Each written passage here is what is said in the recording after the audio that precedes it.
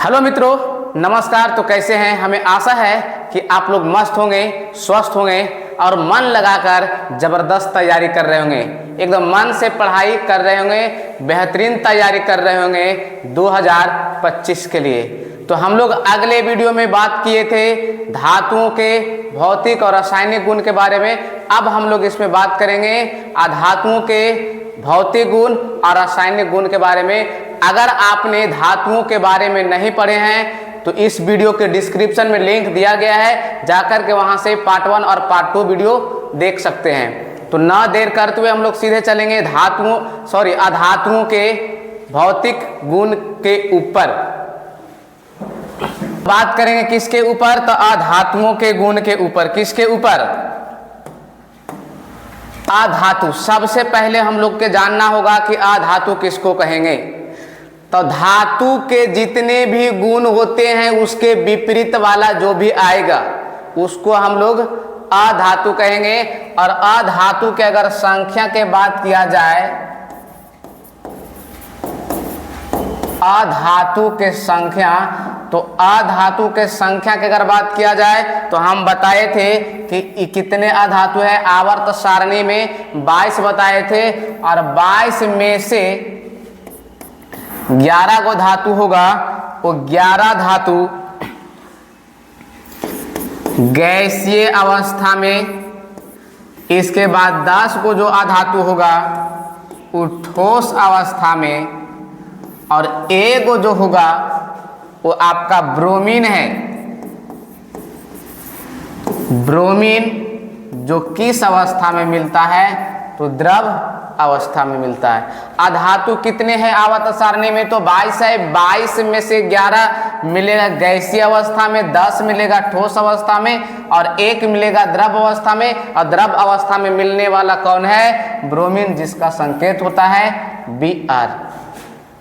अब हम लोग चलते हैं इसके गुण के ऊपर। कहता है अधातु, जिसको कहा जाता है नॉन मेटल। तो अधातु के पहले हम लोग देख लेंगे भौतिक गुण, इसके बाद हम लोग चर्चा करेंगे रासायनिक गुणों के ऊपर। तो सबसे पहले अगर देखा जाए अधातु के भौतिक अवस्था, तो अधातु के जो भौतिक अवस्था है वो सामान्यतः अधातु के जो भौतिक अवस्था है वो 2 रूप में मिलेगा। एक मिलेगा ठोस के रूप में और दूसरा मिलेगा गैस के रूप में। हम लोग कह सकते हैं कि अधातुएं जो भी है वो कमरे के ताप पर सामान्य रूप से ठोस और गैस के रूप में मिलते हैं या गैस के रूप में पाई जाती है। एक अपवाद है। एक अपवाद में कौन है? तो ब्रोमीन है, जो किस रूप में मिलेगा? तो द्रव रूप में, द्रव अवस्था में पाई जाती है। और यहाँ से सवाल भी पूछा जाता है कि कौन सी अधातु है, कौन सा अधातु है जो कमरे के ताप पर द्रव अवस्था में पाई जाती है? आंसर होगा ब्रोमीन। कभी कभी Br लिख देता है ब्रोमीन का। चलते हैं इसके अगले गुण की ओर। अगला गुण है क्या? तो दूसरा में है भंगुरता। क्या है? भंगुरता। सभी अधातुएं क्या होती है? तो भंगुर होती है। अधातुओं को पीटने से क्या होता है कि चूर चूर हो जाता है। इसमें लिखा क्या कि अधातुएं प्रायः क्या होते हैं? भंगुर होते हैं, जिनसे नहीं तो इसे चादर बनाया जा सकता है और न ही इसे तार बनाया जा सकता है। यदि जो अगर हम इसे हथौड़े से पीटे तो ये चूर चूर हो जाता है। एक बात और इसमें कह सकते हैं कि अधातुएं में न तो आघात वर्धनीय गुण पाया जाता है और ना ही तन्यता होती है। अर्थात इसे हथौड़े से पीटने पर क्या होगा? तो चूर चूर हो जाता है।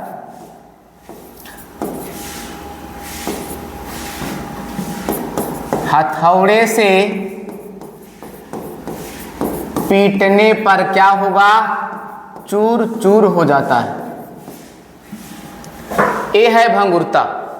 तीसरा गुण है चमक। कहता है अधातुओं में कोई विशेष प्रकार की चमक नहीं होती है या विशेष चमक नहीं पाई जाती है, लेकिन कुछ अपवाद है। अपवाद में है ग्रेफाइट और आयोडीन, जिसमें चमक पाई जाती है। ग्रेफाइट और आयोडीन अपवाद है जिसमें चमक पाई जाती है।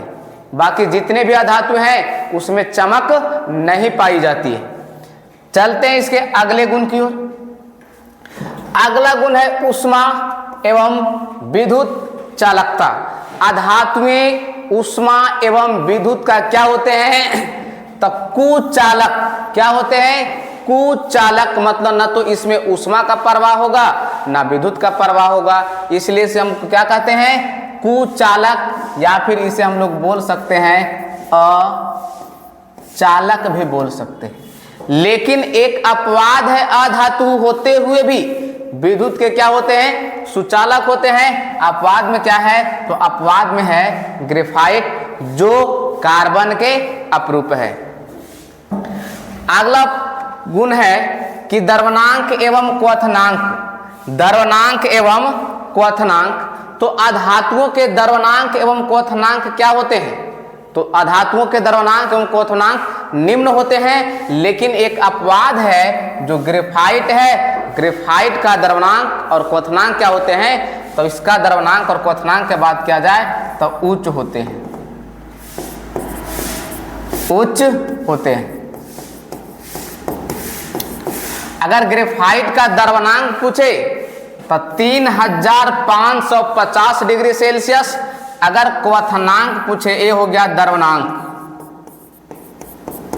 द्रवणांक और ये हो गया क्वथनांक। ग्रेफाइट का द्रवणांक कितना है? 3550 और क्वथनांक कितना है? तो 4827 डिग्री सेल्सियस है। इसका अगला गुण देखते हैं अधातुओं की। अधातुओं के अगला गुण है कठोरता। चलो, कठोरता। तो जितने भी अधातु हैं, जितने भी अधातु हैं, सबके सब क्या होती है? मुलायम होती है। सबके सब क्या होती है? मुलायम होती है। जैसे में है सल्फर, फास्फोरस, ये सब क्या है? मुलायम होती है। लेकिन एक अपवाद है हीरा। एक अपवाद है हीरा, जो किस प्रकार का है? तो कठोर होता है। सभी अधातु में क्या है? मुलायम है, लेकिन एक अपवाद में है हीरा। और ये जो हीरा भी है वो किसका अपरूप है? तो कार्बन का अपरूप है। कार्बन का अपरूप है। तो कार्बन के अपरूप एगो बताए ग्रेफाइट, एक बताए हीरा।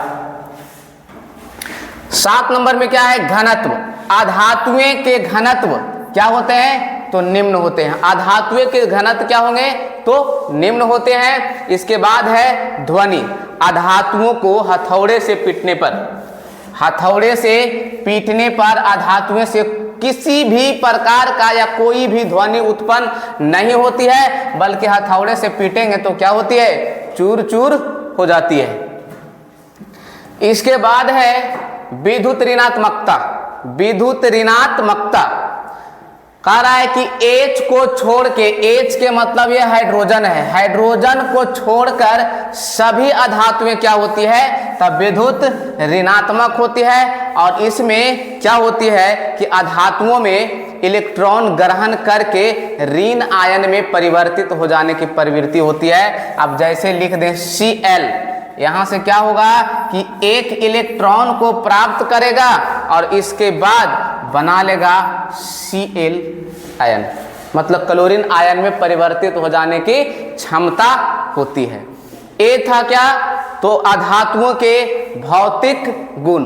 अब हम लोग चलते हैं रासायनिक गुण के ऊपर। अधातुओं के रासायनिक गुण। तो अधातुओं के रासायनिक गुण में सबसे पहले देखेंगे कि ऑक्सीजन के साथ संयोग, मतलब अधातु जितने भी होंगे ऑक्सीजन के साथ संयोग करके क्या बनाती है? तो संयोग करके एक ऑक्साइड बनाती है। किस प्रकार का ऑक्साइड रहेगा? तो अम्लीय ऑक्साइड होगा। कैसा ऑक्साइड होगा? तो अम्लीय ऑक्साइड होगा। कह रहा है कि अधातुएं ऑक्सीजन के साथ संयोग करके अम्लीय ऑक्साइड बनाते हैं। किस प्रकार का ऑक्साइड? अम्लीय ऑक्साइड बनाते हैं। इसमें हम लोग एग्जाम्पल लगाते हैं कि अगर कोई कार्बन ऑक्सीजन के साथ संयोग करता है तो कार्बन हो गया अधातु। किसके साथ? ऑक्सीजन के साथ। अब यहां से बनाएगा CO2। क्या बना लिया है, CO2 कार्बन डाइऑक्साइड। अब ये जो कार्बन डाइऑक्साइड है इसका अगर प्रकृतिक पूछा जाए तो कैसा होगा, अम्लीय ऑक्साइड होगा। इसी प्रकार अगर हम एक बात और कि ये जो अम्लीय ऑक्साइड है जल में घुल करके क्या बनाता है, तो ये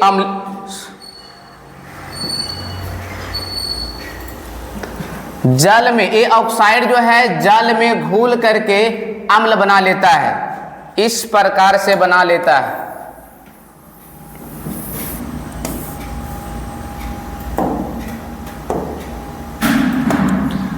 चलो अब ये CO2 है अम्लीय ऑक्साइड, चलो इसको लिख लेते हैं CO2 किसके साथ, H2O के साथ।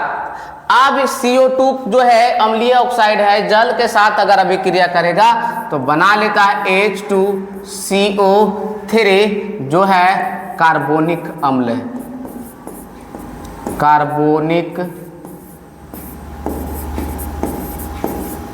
अम्ल। तो हम लोग कह सकते हैं कि अधातुएं ऑक्सीजन के साथ संयोग करके अम्लीय ऑक्साइड बनाती है और इसका जो ऑक्साइड होगा वो जल में घुल करके अम्ल बनाती है। और ये जो H2CO3 है इसका यूज कहाँ होता है, तो ये मिलता है कहाँ, तो स्प्राइट वगैरह में मिल जाता है। दूसरा गुण है रासायनिक, मतलब अधातुओं के रासायनिक गुण में दूसरा है क्लोरीन के साथ अभिक्रिया। जितने भी अधातु हैं अधातुएं क्लोरीन के साथ अगर अभिक्रिया कराया जाए तो क्या बनाती है, क्लोराइड बनाती है। एग्जाम्पल के लिए लगा दे इसमें कि H2 और Cl2 हाइड्रोजन गैस को किसके साथ, क्लोरीन के साथ अगर रिएक्शन कराया जाए तो बनता है 2HCl। इसी प्रकार एक और है इसमें कि यदि जो हम फास्फोरस को फास्फोरस के साथ में क्लोरीन का अगर रिएक्शन करवा दें तो क्या बनाती है,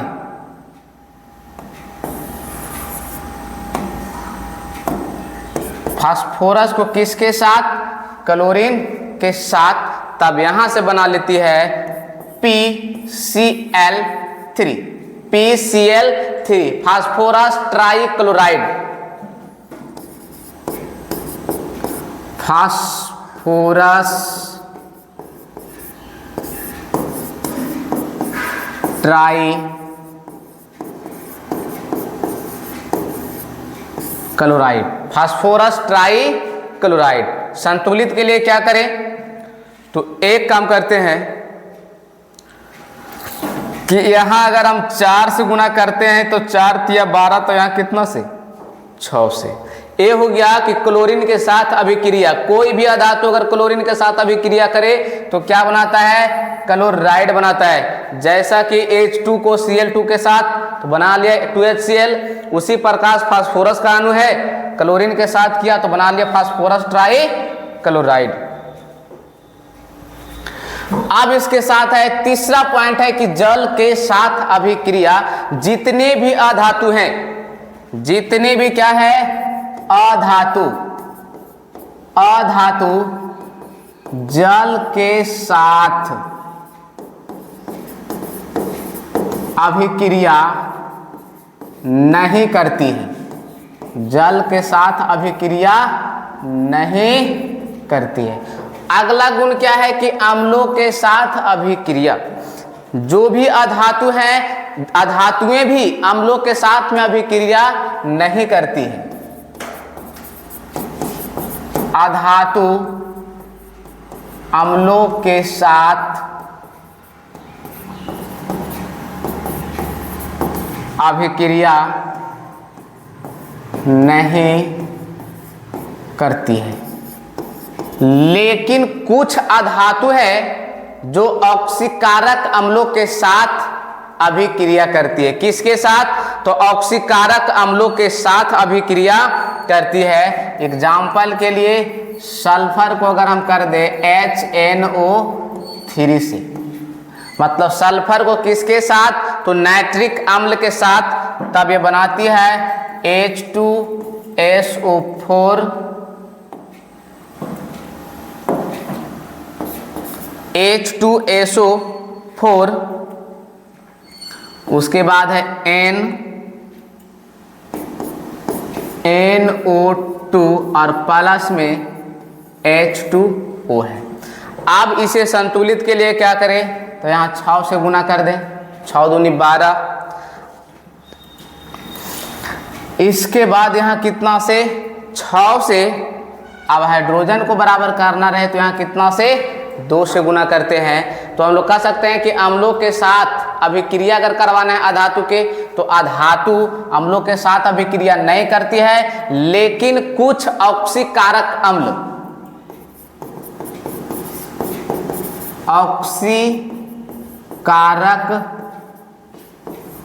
अम्लों के साथ होती है, कुछ ऑक्सीकारक अम्लों के साथ अभिक्रिया करती है। अगला है कि हाइड्रोजन के साथ अभिक्रिया। अब हाइड्रोजन के साथ अभिक्रिया करवाना है किसके, तो अधातुओं के। तो जितने भी जो भी अधातु है हाइड्रोजन के साथ अभिक्रिया करती है तो बनाती है हाइड्राइड बनाती है।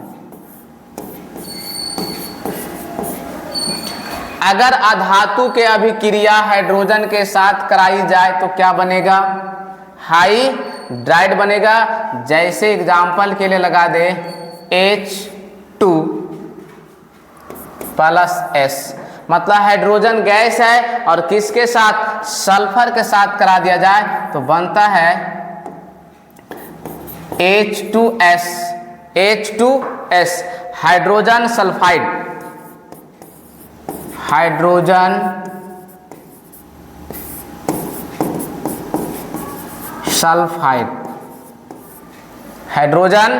सल्फाइड। इसी प्रकार और भी अगर हम सल्फर को करवा तो यहां तक मतलब हम लोग देख लिए हैं। एक बार फिर से हम लोग शुरू से देख लेते हैं।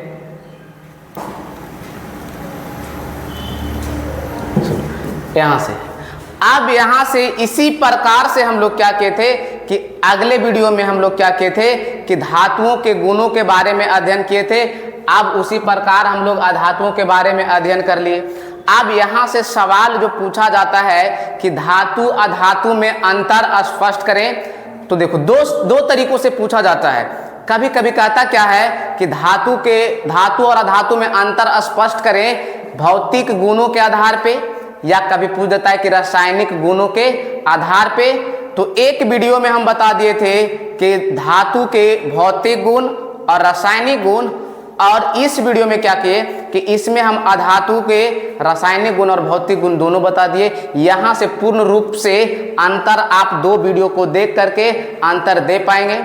अब यहां से 5 नंबर का सवाल तो फिक्स रहता है।